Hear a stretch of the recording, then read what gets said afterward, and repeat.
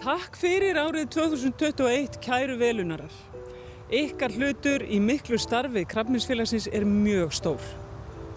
Við hjá félaginu við óskum ykkur farsældar á nýju ári og góðrar heilsu. Með ykkar stuðningi náum við sífellt betri árangri. Takk fyrir að styrkja Vísindasjóð Krabbameinsfélagsins. Þessi sjóður hefur gert mér kleift að halda áfram rannsóknum mínum á húðkrabbameini sem geta leitt að sér betri þekkingu og betri meðferðarmöguleika.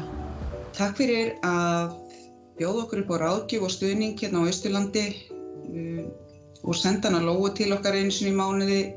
Við erum mjög þakklát.